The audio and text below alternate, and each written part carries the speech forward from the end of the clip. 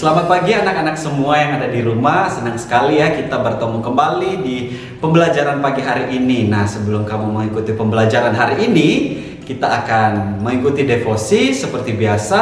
Sebelum itu, Pak Rizal mengajak semuanya kita akan menyanyi satu lagu yang berjudul Selamat Pagi Bapak. Ya, pasti kamu sudah tahu lagu ini, kita akan nyanyikan sama-sama.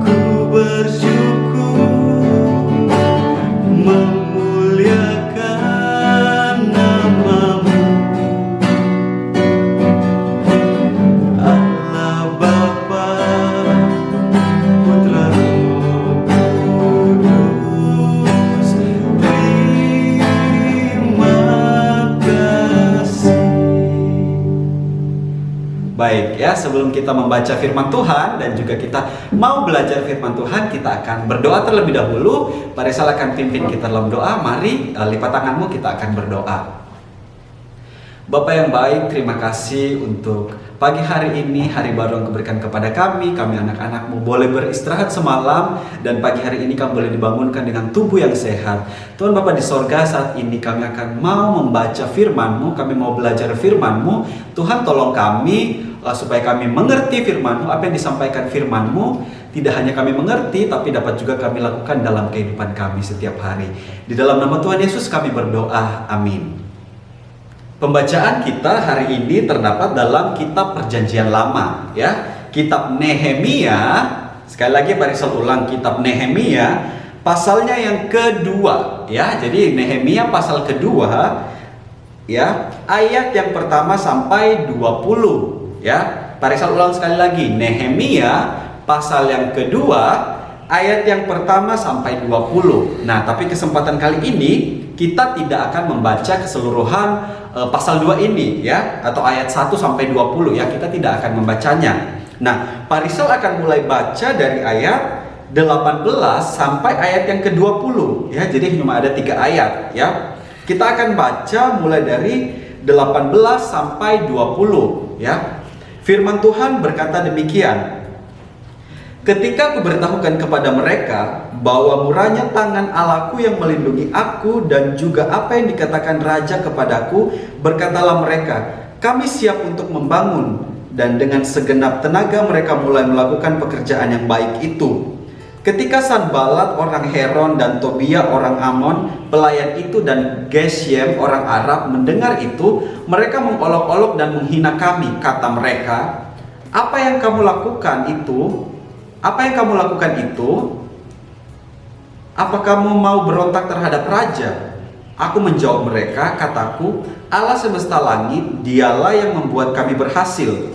Kami hamba-hambanya telah siap untuk membangun, tetapi kamu tak punya bagian atau hak dan tidak akan diingat di Yerusalem. Ya, demikian jauhnya pembacaan firman Tuhan hari ini, begitu ya. Nah, kalau kita lihat di judulnya, ya, pasal yang kedua itu judulnya apa sih, Pak? Ya, judulnya di situ Nehemia diutus ke Yerusalem. Nah, kemarin hari Senin, ya, harusnya kita sudah belajar tentang tokoh Nehemia, ya. Di minggu ini kita akan fokus mempelajari siapa itu Nehemia dan apa yang Nehemia kerjakan. Nah, kemarin devosi melalui Google Meet, ya, guru-guru sudah menjelaskan siapa itu Nehemia, ya. Nah, pagi hari ini cerita kita berlanjut tentang Nehemia diutus ke Yerusalem. Loh Pak, Nehemia ini kan orang Yerusalem, kenapa dia diutus lagi ke Yerusalem, Pak? Kenapa bisa begitu ya ceritanya? Nah, untuk memahami ini, Pak Rizal akan kasih tahu kenapa bisa Nehemia diutus ke Yerusalem. Perhatikan baik-baik ya. Waktu itu anak-anak pasti sudah pernah mendengar kota Babelonia. Benar ya, sudah pernah mendengar ya. Kalau yang baru pertama mendengar, perhatikan cerita ini baik-baik. Nah, zaman itu orang Yerusalem itu dikepung ya. Kerajaan mereka, tempat mereka itu dikepung sama Raja Nebukadnezar II ya. Perhatikan baik-baik. Orang-orang Yerusalem saat itu dikepung sama Raja Nebukadnezar II. Siapa Raja Nebukadnezar II ini? Nah, Raja Nebukadnezar II ini adalah raja atas kerajaan Babel atau Babilonia ya. Kalau nanti kalian coba searching di Google atau di YouTube, coba ketik kerajaan Babilonia ya. Saat itu kerajaan Babilonia itu berkuasa begitu ya, sehingga mereka berkuasa, mereka menarik bangsa-bangsa siapa saja untuk dipekerjakan atau dibuang ke kerajaannya. Saat itu bangsa Yerusalem juga dikalahkan sama kerajaan Babel begitu ya, atau Babilonia sama ya. Lalu mereka dibuang ke kerajaan Babilonia. Sebagai apa Pak mereka dibawa ke sana? Mereka itu dipekerjakan sebagai, ada yang tahu? Ya, sebagai budak ya. Mereka dipekerjakan di sana selama 70 tahun sebagai budak di kerajaan Babel. Nah, saat itu diperkirakan bahwa Nehemia ini lahir di pembuangan itu ya. Jadi orang tuanya Nehemia saat itu juga dibuang ikut dalam pembuangan, dan Nehemia ini dilahirkan di Babel ya pada saat pembuangan itu. Nah, itu kira-kira ceritanya ya. Lalu ceritanya ini masih berlangsung begitu ya. Lalu ada satu waktu ada namanya kerajaan Persia begitu ya. Kalau nanti coba lihat di pasal 2 ayatnya yang pertama ya. Pada bulan Nisan tahun ke-20 pemerintahan Raja Artasasta. Nah, perhatikan. Raja Artasasta ini adalah raja kerajaan Persia. Nah, kerajaan Persia zaman itu kuat sekali. Mereka itu besar ya. Tentaranya, perlengkapan perangnya itu mereka kuat sekali. Sehingga mereka kuat itu mereka mengalahkan Babel. Nah, ini Raja Artasasta memimpin kerajaan Persia, mereka mengalahkan Babel, ya. Ketika mereka mengalahkan Babel, mereka mengepung kerajaan Babel, otomatis budak-budak yang ada di Babel itu diambil sebagian atau diambil beberapa oleh kerajaan Persia, diambil oleh oleh Raja Artasasta, begitu. Nah, saat diambil itu Nehemia sudah dewasa, Nehemia sudah besar.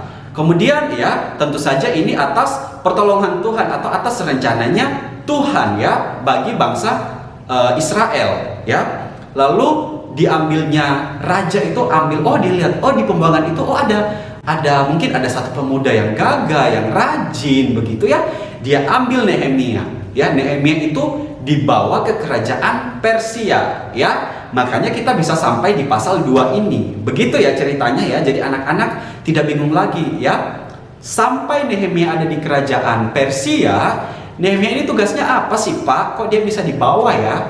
Saat itu sekarang kita akan baca dari pasal 2 ayatnya yang pertama. Arisal akan bacakan, perhatikan baik-baik. Pada bulan Nisan tahun ke-20 pemerintahan Raja Artasasta, ketika menjadi tugasku untuk menyediakan anggur, aku mengangkat anggur dan menyampaikannya kepada raja. Ya, sampai di situ. Jadi tugas Nehemia apa, Pak? Ya, dari ayat ini kita tahu ternyata tugas Nehemia itu adalah juru minum. Ya, apa sih juru minum itu, Pak? Juru minum itu, ya, dia yang membuatkan raja minum. Bukan hanya itu, ya. Ketika raja diberikan minuman, juru minum adalah orang yang mencicipi, ya. Kenapa dia harus mencicipi? Karena siapa tahu minuman itu ada racunnya. Jadi tugas Nehemia saat itu adalah menyiapkan minuman bagi raja, lalu menuangkan, ya, dia tuang ke gelas, lalu mencicipinya dulu sedikit. Oh, minuman ini aman diminum, lalu dikasih ke raja. Itu tugas Nehemia saat itu, ya. Lalu pada saat dia sudah di Persia, ya, saat dia sudah bekerja dengan raja, ya, ketahui saat itu Raja Artasasta ini sangat-sangat ditakuti. Kenapa ditakuti? Karena dia kejam begitu ya, dia juga kuat begitu ya. Jadi dia tidak segan-segan untuk membunuh ya, atau membuang atau melempar orang-orang yang dia tidak senang begitu ya. Nah, di ayat yang kedua bagian C ya, ayat yang pertama bagian C, firman Tuhan berkata begini, karena aku kelihatan sedih dan memang belum pernah terjadi di hadapan raja. Ayat yang kedua, bertanyalah ia padaku, mengapa mukamu muram? Ya, loh, kok Nehemia begini ya? Harusnya ketika dia menjadi juru minum, dia jadi pelayan raja. Boleh enggak ketika dia memberi minum ke raja, dia kemudian mukanya sedih begini, atau mukanya dia tidak bersemangat? Boleh enggak seperti itu? Nah, saat itu tidak boleh ya. Kenapa tidak boleh? Bisa saja yang pertama, raja marah. Kamu Nehemia, kamu itu menjadi hamba saya, menjadi pekerja saya. Kenapa kamu melayani saya tidak dengan gembira, tidak dengan semangat ya? Kira-kira apa yang membuat Nehemia seperti ini? Ternyata Nehemia seperti ini, dia itu mendengar kabar bahwa kampungnya dulu begitu ya, tempat lahir orang tuanya, nenek moyangnya dulu, kakek neneknya, yaitu Yerusalem tadi yang pertama, tinggal menjadi puing-puing atau tidak lagi ditempati, tidak seindah dulu, begitu, sudah hancur, sudah rusak begitu ya. Ini yang membuat Nehemia kemudian bersedih ya. Nah, perhatikan baik-baik di ayatnya yang pertama itu ya. Yang pertama bagian C ya, karena aku kelihatan sedih yang memang belum pernah terjadi di hadapan raja begitu ya. Nehemia ini berarti dia sedih sekali ya. Dia sedih sekali sampai dia menunjukkan muka yang sedihnya itu di hadapan raja saat dia mau menuangkan minum ke raja ya. Padahal kalau kita tahu saat itu harusnya pelayan atau pekerja raja tidak boleh seperti itu. Kenapa ya? Kenapa tidak boleh seperti itu? Karena bisa saja yang pertama raja marah, lalu raja bisa mengusir begitu pekerjanya ya. Karena itu tidak enak kan kalau menuangkan minuman untuk raja minum lalu mukanya bersedih. Harusnya mukanya bagaimana? Harusnya bahagia begitu ya, senyum, semangat ya. Tapi ternyata Nehemia saat itu bersedih begitu ya. Tapi lihat apa respon raja? Apakah raja Artasasta ini marah kepada Nehemia? Oh, ternyata tidak ya. Di ayat yang kedua, bertanyalah ia ini raja ya, bertanyalah ia kepadaku, mengapa mukamu suram walaupun engkau tidak sakit? Engkau tentu sedih hati. Wah, kenapa bisa ya si raja ini bertanya begitu kan? Padahal seharusnya raja ini marah. Oh Nehemia, kamu nggak boleh sedih mukanya di hadapan saya karena kamu sedang melayani saya. Tentu saja ini adalah rencananya Tuhan begitu ya. Kemudian Nehemia kemudian dia ternyata sudah menyiapkan ini semua ya. Dia sudah berdoa ke Tuhan dan dia sudah meminta petunjuk Tuhan ya. Kemudian dia dengan berani minta izin ke raja. Padahal kalau zaman itu kita tahu harusnya raja tidak boleh kasih izin, atau Nehemia pun takut. Aduh, saya boleh enggak ya minta izin ke raja? Jangan-jangan nanti raja marah saya lagi begitu ya. Karena saya pulang ke Yerusalem. Kan Yerusalem itu sudah dibuang orang-orangnya, harusnya tidak boleh lagi. Tapi Nehemia saat itu dia berdoa ke Tuhan dan dia membuat rencana begitu ya. Dia berani meminta izin ke raja. Nah, kalian perhatikan sikapnya Nehemia ini. Tindakan Nehemia ini benar-benar kita bisa bilang Nehemia ini rendah hati sekali. Dari mana kita tahu dia rendah hati? Lihat di halaman di ayat yang kelima dan ayat yang ketujuh. Di situ Nehemia itu bilang begini. Kemudian jawabku kepada raja, jika raja menganggap baik dan berkenan. Ya, Nehemia ini tidak mentang-mentang, oh raja ini sayang ke Nehemia. Oh Nehemia ini raja tidak pernah marah-marah ke Nehemia. Kemudian Nehemia, oh iya raja, saya mau minta izin, tolong dong saya boleh pulang ke Yerusalem. Nehemia itu tidak begitu ya. Dia itu sadar diri begitu. Dia rendah hati. Dia minta izinnya pun dengan sopan ya. Dia bilang begini, jika raja menganggap baik dan berkenan kepada hambamu ini ya, kepada hambamu, utuslah aku ke Yehuda. Yehuda ini kota Yerusalem ya, ke kota pekuburan nenek moyangku supaya aku membangunnya kembali. Ya, Dia minta izinnya seperti itu. Perhatikan kata-kata Nehemia, ya. Dia tidak bilang, "Oh raja, saya mau pulang ke Yerusalem, boleh enggak saya dikasih izin?" Dia nggak bilang seperti itu, ya. Kemudian raja tanya lagi, "Nehemia, kamu berapa lama di Yerusalem? Ya, jangan lama-lama ya." Mungkin raja bilang seperti itu, ya. "Kamu berapa lama kamu ke Yerusalem dan kamu kembali lagi ke sini?" Ya. Lihat apa yang Nehemia jawab, ya, di ayatnya yang ke-6, ya. "Dan raja berkenan mengutus aku sesudah aku menyebut suatu jangka waktu kepada raja." Berarti dia sudah kasih tahu.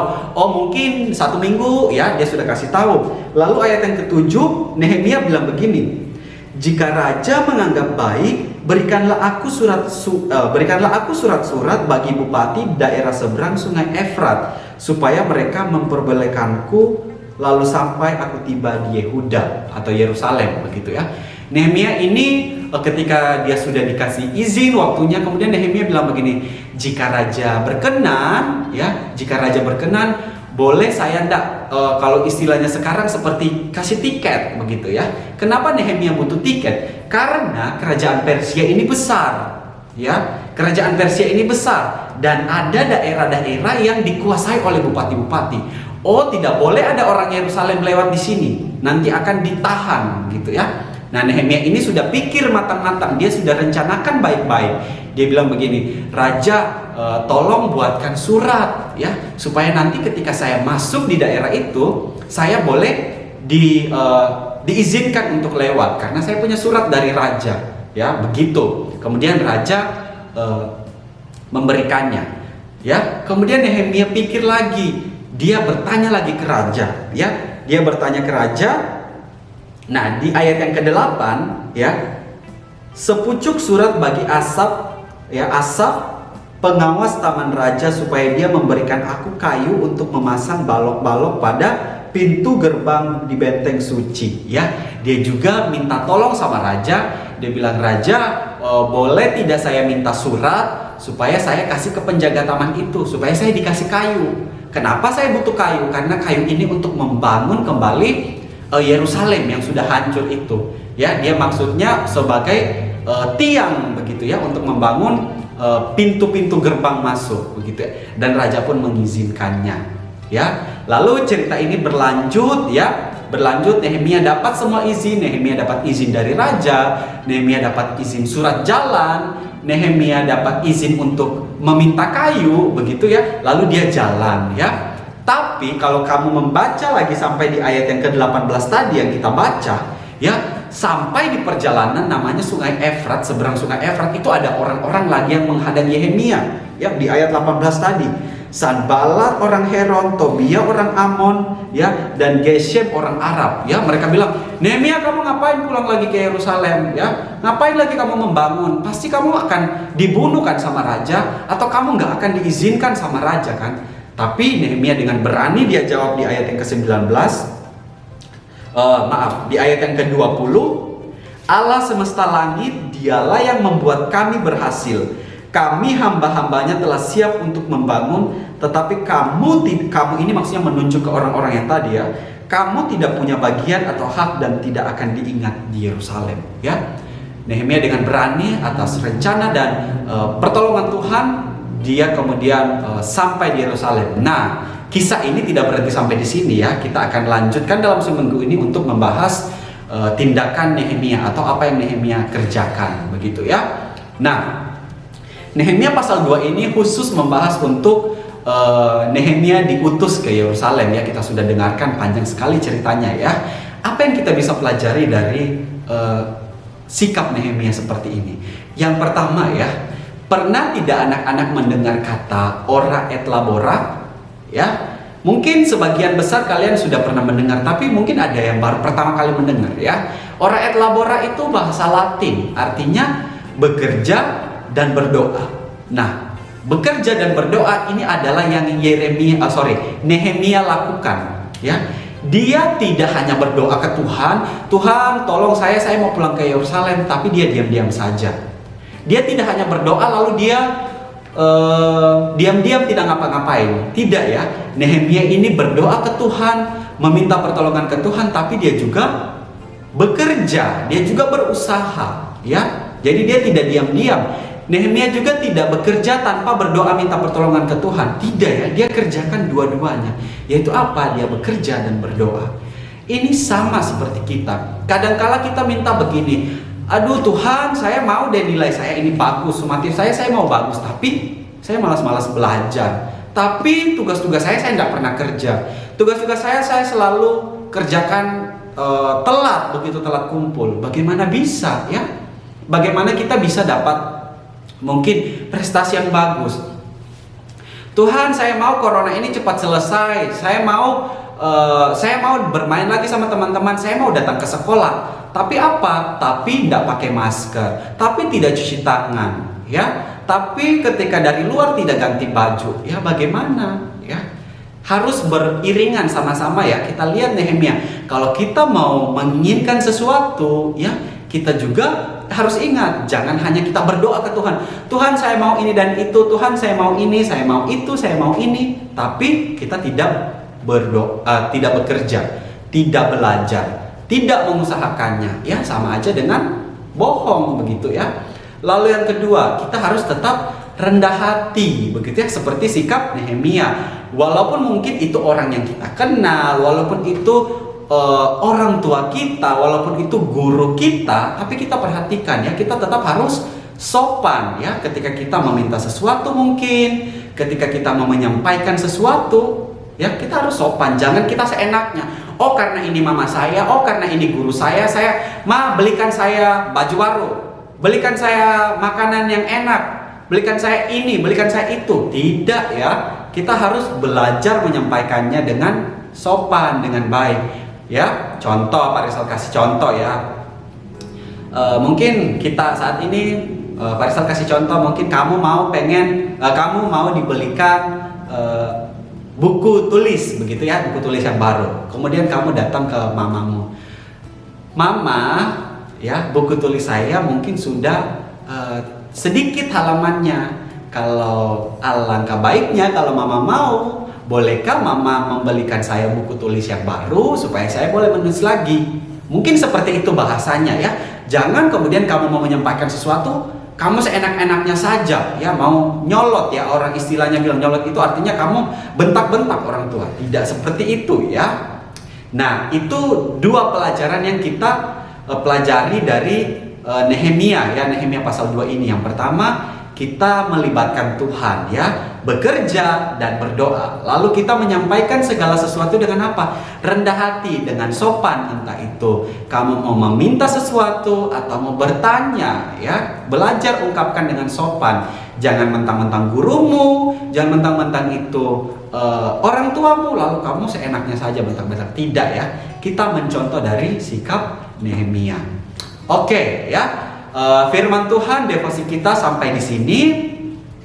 Kita akan tutup dalam doa. Pak Rizal akan pimpin dalam doa. Kita juga akan mendoakan saudara-saudara kita ya, yang mungkin kalau kalian baca di berita, lihat di media sosial ya, ada begitu banyak bencana alam yang terjadi. Ada banjir ya yang terjadi di Kalimantan, ada juga yang di Manado, Sulawesi Utara, dan kemarin ada gempa bumi di Sulawesi Barat begitu ya. Dan ada beberapa bencana yang terjadi di Pulau Jawa begitu ya. Kita sama-sama berdoa untuk saudara-saudara kita yang mengalami musibah ini ya. Mari kita berdoa. Mari silakan pimpin dalam doa. Lipat tanganmu, tutup Alkitabmu, dan kita akan berdoa. Terima kasih untuk firman-Mu. Kami boleh belajar dari sikap Nehemia, teladan Nehemia. Tuhan, ajar kami untuk kami selalu mengandalkan Engkau. Ajar kami untuk tidak hanya berdoa saja, tapi kami juga mau mengerjakan untuk kebaikan kami, Tuhan. Ajar juga kami untuk kami tidak bermegah diri. Ajar kami untuk kami tidak menyombongkan apa yang kami punya. Biarlah kami selalu mengandalkan Tuhan dalam setiap apapun yang kami kerjakan. Tuhan, tolong kami supaya kami juga boleh rendah hati. Kami juga penuh kesabaran ketika kami mungkin mau meminta sesuatu, mau menyampaikan sesuatu kepada orang tua kami, mungkin guru-guru kami, ataupun teman bermain kami. Ajar kami untuk kami selalu punya bahasa yang baik ketika kami berkomunikasi dengan siapa saja, Tuhan. Tuhan, pagi hari ini kami juga teringat akan saudara-saudara kami yang saat ini sedang mengalami musibah Tuhan. Baik itu ada saudara-saudara kami di Sulawesi Barat, di Sulawesi Utara, di Kalimantan maupun di dataran Jawa Tuhan. Kami berdoa untuk mereka yang terkena musibah saat ini. Biarlah Tuhan yang tolong mereka, Tuhan yang kuatkan mereka, hibur mereka Tuhan. Biarlah lewat bantuan dari pemerintah, dari orang-orang sekitar, atau mungkin bantuan dari kami, itu boleh menjadi penghiburan, boleh menjadi sukacita bagi saudara-saudara kami tersebut. Tuhan, kami mau menyerahkan juga pembelajaran sepanjang hari ini. Biarlah Tuhan yang tolong kami, berkati teknologi yang kami pakai, biarlah kami boleh mengikuti setiap pembelajaran hari ini dengan seturut kehendak-Mu. Di dalam nama Tuhan Yesus kami berdoa, amin. Nah, sampai di sini devosi kita hari ini. Setelah ini kalian akan lanjut untuk mengikuti pembelajaran. Tetap semangat belajar dari rumah. Tuhan Yesus memberkati. Kaulah sukacitaku, kaulah kerinduanku.